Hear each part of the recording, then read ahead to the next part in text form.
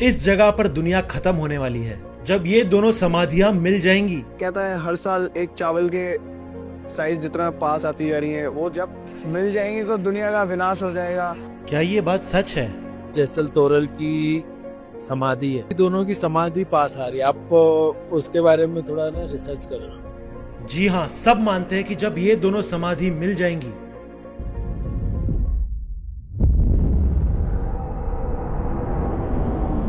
कहा जाता है कि एक टाइम ऐसा भी था जब इन दोनों समाधियों के बीच इतनी जगह थी कि यहाँ से 2 बैलगाड़ी निकल सके। जी हाँ, कहते हैं कि हर साल ये दोनों समाधियाँ थोड़ी थोड़ी पास आ रही है एक दूसरे के। और उनकी समाधि में जो डिस्टेंस है ना, हर साल में तोरल तिल के हिसाब से खिसकती है, जेसल जौ के हिसाब से, जौ का दाना रहता है ना, हाँ, कि जब मिल जाएंगे तभी प्रलय आएगा। दो जो है ना समाधि एक साथ मिलेंगी तब कहते हैं दुनिया खत्म हो जाती है, ऐसे कहते हैं। આ જેસલ અને તોરલની સમાધિ જો ભેગી થઈ જશે ત્યારે કળિયુગનો અંત થશે અને કંઈક એવી ઘટના બનશે એવી લોકોની એવી માન્યતા છે। लेकिन कौन थे जेसल जडेजा? अगर उनकी समाधि बनाई गई है, अगर हिंदू मुस्लिम सारे लोग आकर यहाँ पर प्रार्थना और सलाम करते हैं, तो ऑब्वियस सी बात है जेसल जडेजा अच्छे इंसान रहे होंगे।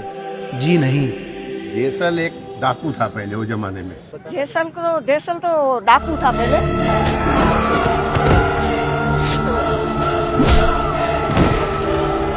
पूरा कच्छ उनके नाम से खौफ खाता था। पूरे कच्छ में उन्हें कच्छ जो कालो नाग मतलब कच्छ का काला नाग कहा जाता था। उसको गुनाह की कोई ये ही नहीं थी, पूरा लूटता था सबको। बहुत मारते काटते थे, जो सामने आता है सीधा तलवार से उड़ाड़ी देते, डायरेक्ट उड़ा देते उड़ा देते। નર નારી પક્ષી બધામાં જેસલ જાડેજાનો એક ડર હતો। तो उनका खौफ ऐसा था कि वो कहीं पर भी किसी के साथ भी लड़ लेते थे, कुछ भी कर लेते थे, मतलब उसको मौत का कोई डर ही नहीं था।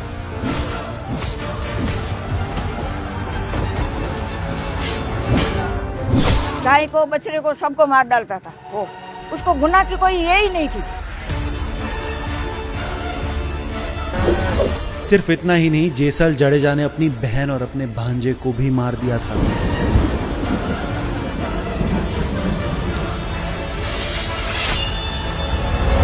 इतने खून करने के बाद जेसल जडेजा पीर कैसे बने? इन्हें लोग पूछते क्यों हैं? आप मानोगे नहीं, लेकिन इनकी भाभी की वजह से। उसकी भाभी थी कि मेरे को बाजरा की रोटी और मेरे को कच्चा दूध गाय का चाहिए रोज।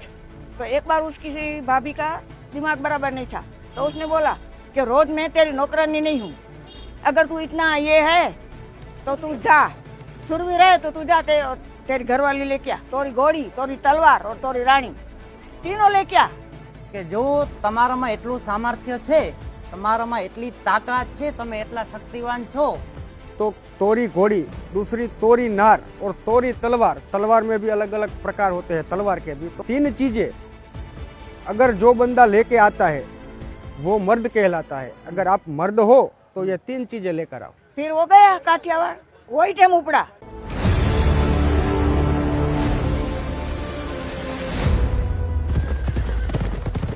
लेकिन काठियावाड़ की तरफ निकले जेसल जडेजा को भी ये चीज नहीं पता थी कि ये सफर उनकी जिंदगी हमेशा हमेशा के लिए बदल देगा।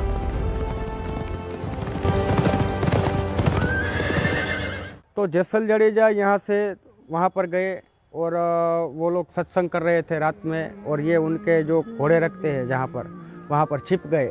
हमें तारा नानी हो जी रे धुनी रे धकावी बेली, हमें तारा नानी।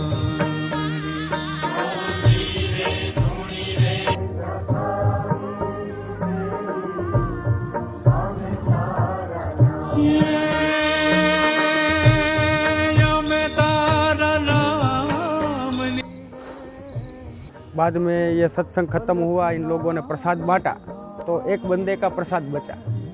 तो बोले कोई मिसिंग है यहाँ पर जिसका प्रसाद बचा। तो एक चमत्कार था उसका, तो एक प्रसादी बच गई।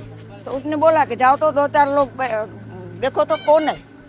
तो वहाँ गया ना, तो लगा कि है तो नहीं कोई, तो घोड़ा कैसे भड़क रहा है। नया कोई आता है ना, जानवर को बहुत मालूम हो जाता है। हाँ, तो उसके अंधारे में खीला डाला हाथ में, समझ रहे हो ना, खीला।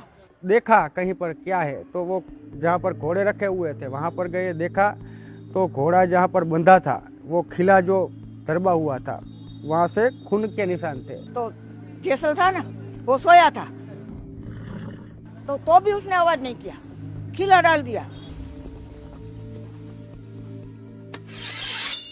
जो तोरल थी वो शादीशुदा महिला थी। जैसल जडेजा बोले कि मैं आपकी बीवी को लेने के लिए आया हूँ, तो वो अपनी पत्नी को हंसते हंसते जैसल जडेजा को दे दिए।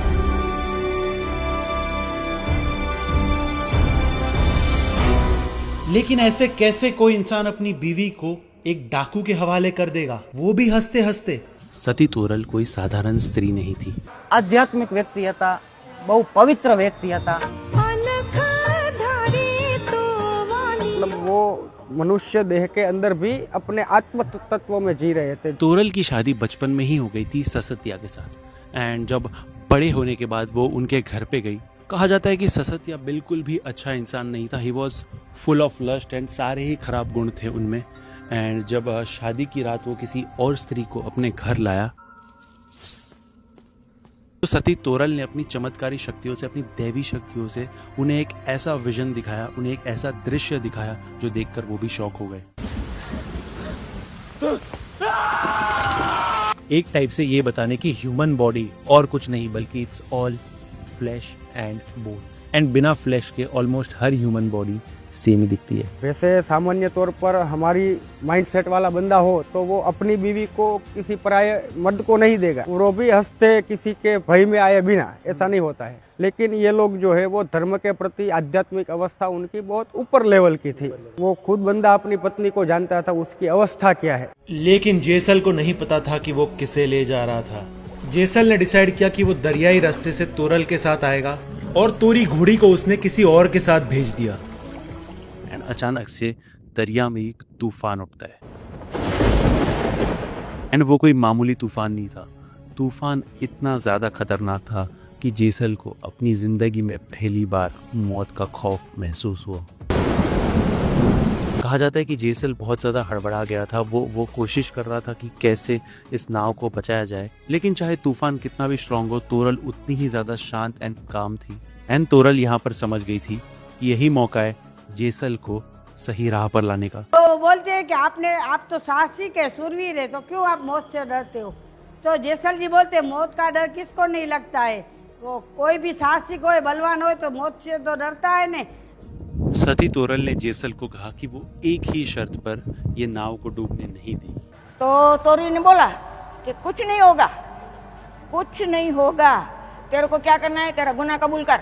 तो फिर उसको डर लगा, तो सती तोरल ने बोला कि आप गिरोगे नहीं, अपना जो पाप है उसको मतलब तौबा कर लो, कबूल कर लो। हाँ हाँ, सबको काट दिया था तू, तो अभी काट दरिया को। फिर वो भजन आता है ना, पाप तारो पर कास जाड़े जा, धर्म तारो संभाड़ रे, ये पूरा भजन। ए पाप तारो पर कास चढ़े जा, धर्म तारो हम भाड़ रे, तारी बेलड़ी ने डूबावा नहीं दऊं, ए तारी नावड़ी ने डूबावा नहीं दऊं।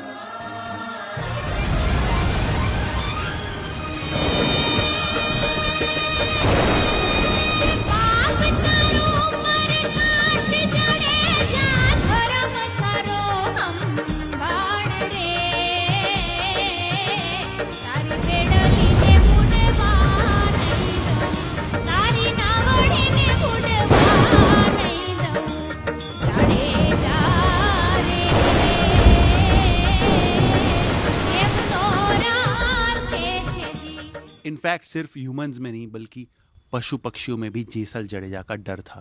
वरना मोरला मार्या, कुंवारी जान लूटी, अबोल प्राणी ने रंजाड़ा। वो बहुत बारीक लोगों को, जानवर को मारता था। नर नारी पक्षी बधाમાં જેસલ જાડેજાનો એક ડર હતો। हरण हण्यालक चार रे, मैं तो वन नाते मोरला मारिया, मैं तो गोंद रेती को धन वाकानिया, मैं तो गोंद रेती को धन मारिया, तोड़ा दे रे बारात जाती थी तो वो भी लोग लूट लेता था, वो दुल्हन दुल्हन को सबको लूट लेता था। गुन्ने को उसको मालूम ही नहीं था कि गुन्ना क्या है। लूटी कुमारी जाल तोड़ी रानी, लूटी कुमारी जाल रे। मैं तो 27 मोड़ बंधा मारिया, मैं तो 27 मोड़ बंधा मारिया, तोड़ा दे रे। इनफैक्ट जेसल ने ये तक कहा कि एक आम इंसान के सर पे जितने बाल होते हैं उतने उसने गुनाह किए। જેટલા માથાના વાળ એટલા મેં કુકર્મ કર્યા છે।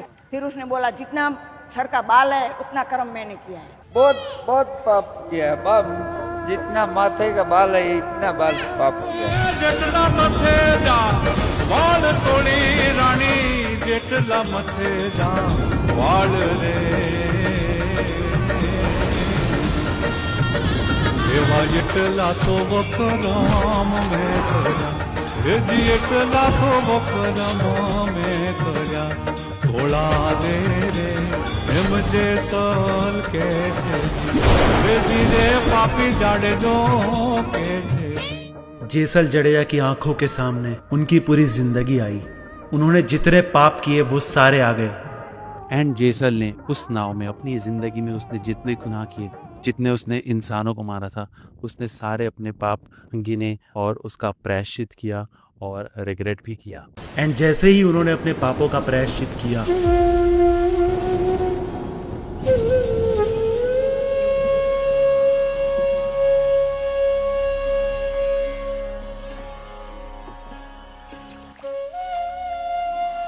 जेसल समझ गया था कि तोरल कोई साधारण स्त्री नहीं है। तो फिर तोरल को बोले कि अभी मुझे मालूम हो गया आप कौन हो, अभी आप मुझे अपना दास बना लो। फिर जेसल जडेजा और तोरल ने यहाँ पर अंजार में रहकर हरिभजन किया। હવે એ જેસલ જાડેજાના જીવનમાં આવ્યા એટલે જેસલ જાડેજાનું જીવન પરિવર્તન થઈ ગયું। જેસલ જાડેજા ડાકુનો માર્ગ છોડી ભક્તિના માર્ગ ઉપર આવ્યા। फिर वो यहाँ के बसे अंजार में, ये जगह पे पहले जंगल ही था यहाँ पे, तो यहाँ पे फिर वो एक अच्छा इंसान, नेक इंसान हो गया। लेकिन अभी भी ये चीज क्लियर नहीं है कि जेसल जडेजा की पूजा क्यों की जाती है। वो पीर कैसे बने, एक खूंखार गुंडा एक नेक इंसान कैसे बना। कि जब जेसल जाडेजा अंजार में रह रहे थे और जेसल बाद में संत हो गया तो फिर लोग उसकी मजाक उड़ाते थे। तो पहले जिसका खौफ चलता था आज वो कपड़े धोने के लिए तालाब में जा रहा है।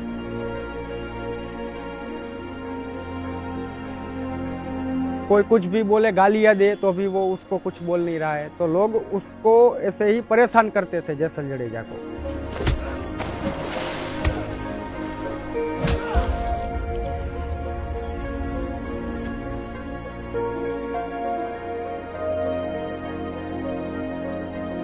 और एक दिन ऐसा हुआ कि साधु संत वगैरह यहाँ इनके यहाँ आए ठहरने के लिए। तो जेसल जी सधीर सेठ के पास गए, बोले आप मुझे थोड़ा किराना दीजिए उधार पे। सेठ बोले हम उधार का धंधा नहीं करते हैं, संतों को भूखा नहीं रखना है, तो अपनी बीवी को बोलो रात को मेरे यहाँ आए तो मैं दूंगा आपको। तोरल बोले कोई बात नहीं, मैं जाऊंगी ना उसके यहाँ, आपको भी मालूम है मैं क्या हूँ, हमें क्या भय है। सब संतों को प्रसाद वगैरह करवा कर रात को तोरल जी जो है वो सधीर सेठ के घर पर गए और बोलते हैं कि सधीर सेठ जैसे ही उसके निकट जाने को हुआ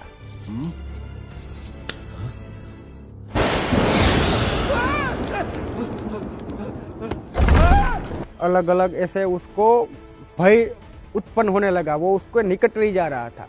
तब जाकर उसको ये एहसास हो गया कि कोई सामान्य स्त्री नहीं है और मैंने बहुत बड़ी भूल कर दी है। तोरले त्रण नर तारिया, सासतियो अने सधीर, जेसल जगनो चोरटो एने पलमा कीधो पीर।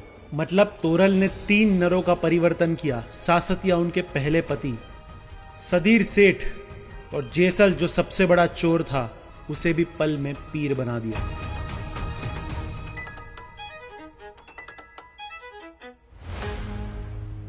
लेकिन सबसे बड़ा सवाल, जेसल और तोरल ने जिंदा समाधि क्यों ली। समाज जो है वो ऐसे ही किसी को महान नहीं बना देता है, वो पहले उसको हर एंगल से नाप लेता है। तो उन लोगों ने ब्लेम किया कि ये आप लोग पाखंड मचा रहे हो, अगर ऐसा ही आप सत्यवादी और सिद्ध पुरुष हो तो यहाँ पर अजयपाल देव का मठ है। तो वहाँ पर एक प्राचीन शिव मंदिर था, वहाँ पर एक नंदी की मूर्ति थी। बंदा बोला कि आप ऐसे सिद्ध पुरुष हो तो ये नंदी है ना, इसको ये घास खिला के दिखा।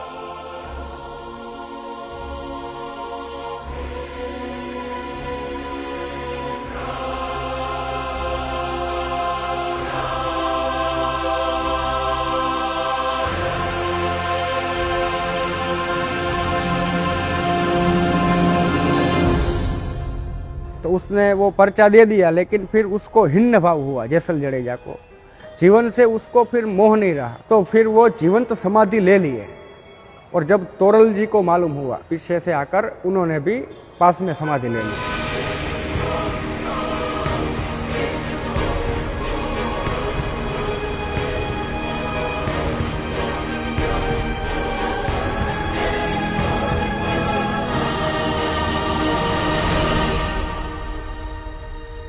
तो बाहर सधीर सेठ की समाधि है और उस पर लिखा हुआ है सधीर सेठ की समाधि। वहाँ पर लोग जूते उतारेंगे, उसके ऊपर पैर रखेंगे और तब जाकर वो जैसा उसको ऐसा पश्चाताप हुआ बाद में कि मैंने जो भूल की है उसका पश्चाताप ये तक है कि लोग अगर मेरे आपके पास आए तो मेरे ऊपर पैर रख कर आए। लेकिन क्या सच में ये दोनों समाधि पास आ रही है? बातों से देख रहा हूँ। हाँ। मुझे कुछ डिस्टेंस तो समझ में नहीं आता है, लेकिन ऐसा लोक वायका है। हाँ। दर साल कहते हैं तल बराबर वो खिंच सकता है, बरोबर, खुदा जाने हकीकत। ये लोक वार्ता किसको बोलते हैं? हमने सुना है बाप दादाओं से इस तरीके से। अभी ये मान्यता जो है वो अपनी श्रद्धा की बात होती है, अपने अपने धर्म के प्रति जो रुझान होता है हमारा, तो हर जगह ऐसे प्रख्यात स्थलों के साथ ऐसी मान्यताएं जुड़ती है, दंत कथाएं होती है, तो वो श्रद्धा का विषय है, वो उसको हम अलग दृष्टिकोण से देख सकते हैं। अब ये दोनों समाधि कलयुग के अंत में जुड़ेगी या उसके पहले, ये तो किसी को नहीं पता, लेकिन यहाँ के चमत्कार कम नहीं है। एक मूंगा था, उसका रात को बोल नहीं सकता था, जिंदगी में नहीं बोल सकता था, सोया था यहाँ पे आके। वो था बहुत पैसे वाला। उसको तोरी रानी वो जैसल सपने में आया और बोला कि मेरा यहाँ मंदिर बना, मैं गूंगा हूँ, कोई समझेगा कैसे? बोला ना तू बोल सकेगा और सबको बोलना। तो सुबह आ गई उसकी जबान, उसने सब लोगों को बुलाया और बोला कि यहाँ जैसे तोड़ना मंदिर बनाओ। इनफैक्ट गुजरात भूकंप में जब सब कुछ नष्ट हो गया था, जेसल तोरल की समाधि वैसी की वैसी थी। समाधि के आसपास जो इंटीरियर्स है वो बहुत अलग है, एंड ये समाधि के आसपास की सारी दीवारें गिर गई थी, सब कुछ गिर गया था, पर एक चीज़ थी जिसका बाल भी बाका नहीं हुआ, वो थी जेसल तोरल की समाधि। वो वैसी की वैसी ही थी। हम अक्सर जब प्यार की कहानियों की बात करते हैं, हम करते लैला मजनू की बात, हम करते हीर रांझा की बात, लेकिन ये कहानी कुछ अलग है। ये एक स्पिरिचुअल जर्नी है। पति पत्नी नहीं है, सब मानता है कि पति पत्नी है, नहीं है। तोरल है ना, जेसल का गुरु है। धर्म आस्था से भी वो ऊपर है। आप देख रहे हैं यहाँ पर दूसरे धर्म के भी लोग आ रहे थे। अभी जेसल तोरल की कहानी से हम भी बहुत कुछ सीख सकते हैं। हम अगर अपना कैरेक्टर बचाना चाहेंगे तो कलयुग हमें नहीं बचाने देगा, वो हमें भ्रम में डालेगा। तो ऐसे ही जेसल जडेजा के जीवन में भी हुआ और सभी के जीवन में इस प्रकार से ही वातावरण जो है वो प्रभाव पैदा करता है। और अगर जो लोग उसमें से गुजर कर पसार हो जाते हैं वो महान हो जाते हैं, और नहीं जो गुजर पाते हैं वो आम ही रह जाते हैं। जेसल तोरल की कहानी हमें सिखाती है कि बदलाव संभव है, बस एक तोरल जैसी सच्ची आत्मा का साथ चाहिए। जेसल ने कोई युद्ध जीत कर नहीं, बल्कि खुद को हराकर असली जीत हासिल की। ये डॉक्यूमेंट्री तभी बहुत सारे लोगों तक पहुंच पाएगी जब आप इस वीडियो को लाइक करोगे एंड कमेंट करोगे। एक ऐसा ही इंडिया में मंदिर है जहां पर एक बाइक की पूजा होती है, या फिर एक ऐसा त्योहार जहां पर जान बचाकर भागना पड़ता है, या फिर एक ऐसा गांव जहां पर दरवाजे ही नहीं है। ये सारी डॉक्यूमेंट्रीज आप यहाँ पे टैप करके देख सकते हो। Thank you so much.